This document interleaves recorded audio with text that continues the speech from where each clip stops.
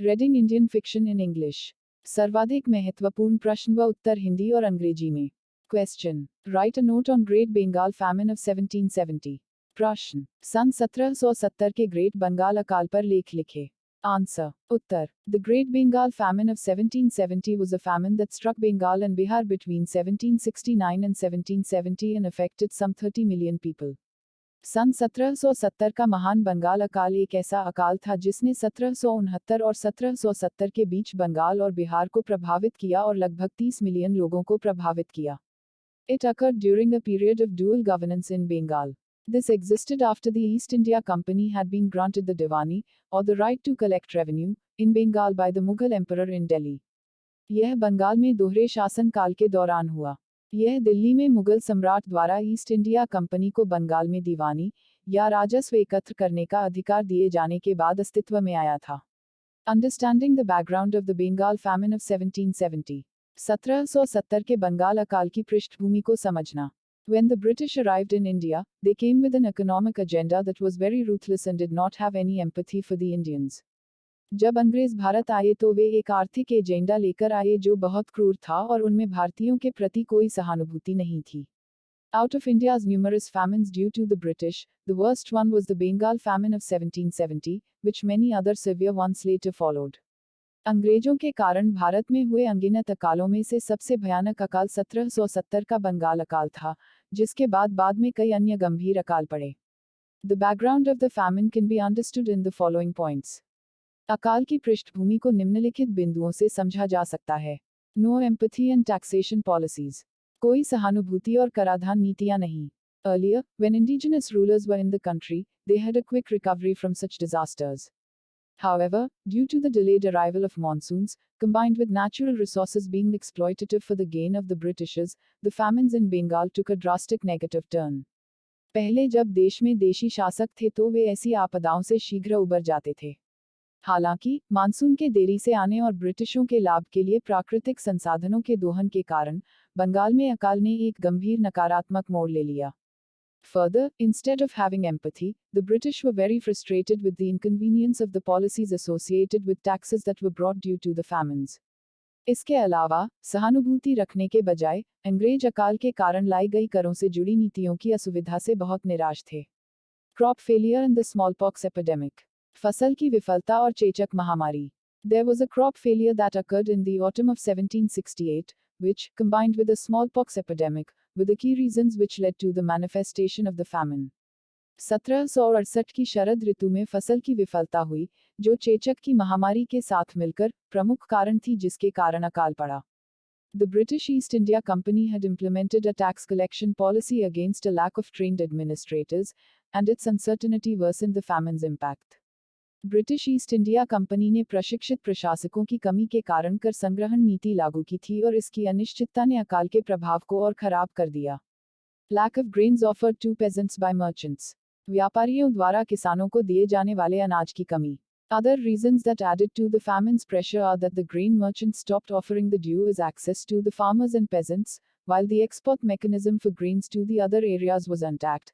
The company kept buying huge portions of the produce for the purpose of feeding the army and their servants. अकाल के दबाव को बढ़ाने वाले अन्य कारण यह हैं कि अनाज व्यापारियों ने किसानों और किसानों तक पहुंच के रूप में बकाया देना बंद कर दिया, जबकि अन्य क्षेत्रों में अनाज का निर्यात तंत्र बरकरार था। कंपनी सेना और उनके नौकरों को खिलाने के उद्देश्य से उपज का बड़ा हिस्सा खरीदती रही। The Indian Gomashtas formed a monopoly on the production of grains locally. भारतीय गुमाश्ताओं ने स्थानीय स्तर पर अनाज के उत्पादन पर एकाधिकार स्थापित कर लिया। Death due to diseases. बीमारियों से मौत. The summer of 1770 witnessed the death of people in every single place.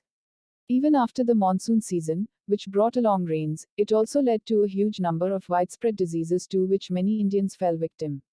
1770 की गर्मियों में हर जगह लोगों की मौत देखी गई। मानसून के मौसम के बाद भी, जो बारिश लेकर आया, इसने बड़ी संख्या में व्यापक बीमारियों को भी जन्म दिया, जिसके कई भारतीय शिकार हुए। There were villages that were overgrown. There was uneven depopulation in areas that severely impacted North Bengal while having a lesser effect on central and eastern Bengal. The eastern Bengal area also showed signs of quicker recovery. ऐसे गांव थे जो अतिवृष्टि वाले थे।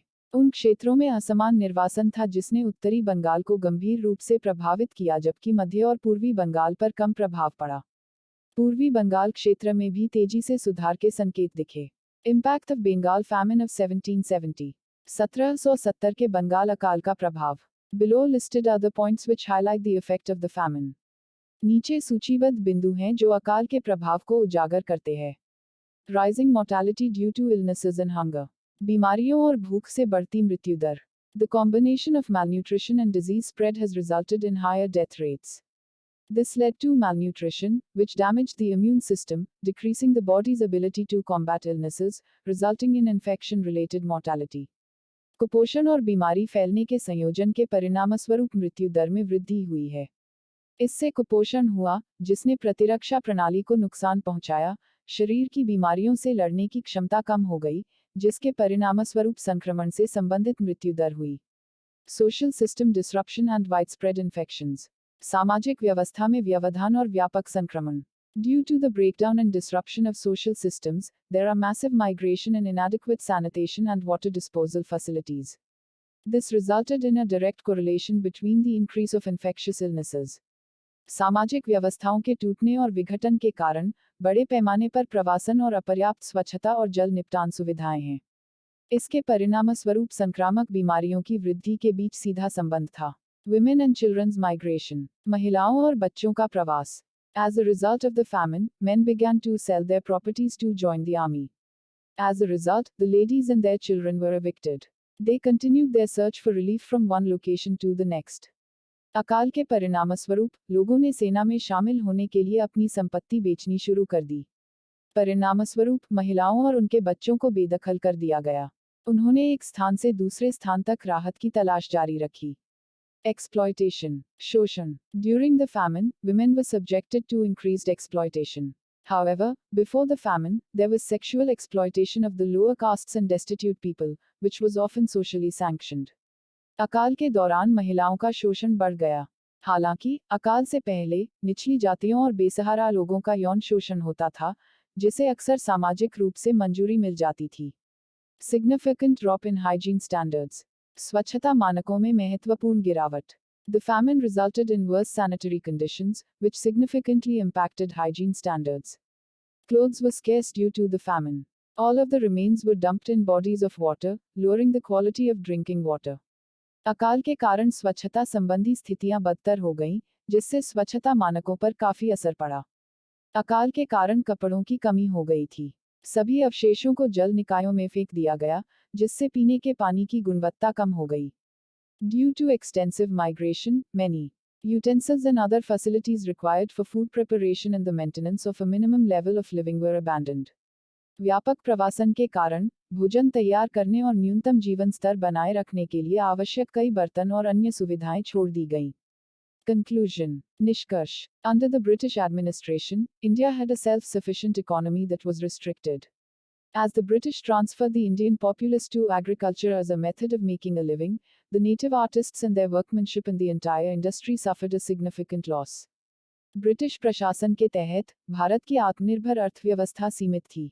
जैसे ही अंग्रेजों ने भारतीय आबादी को आजीविका कमाने के तरीके के रूप में कृषि की ओर स्थानांतरित किया, देशी कलाकारों और उनकी कारीगरी और पूरे उद्योग को महत्वपूर्ण नुकसान हुआ।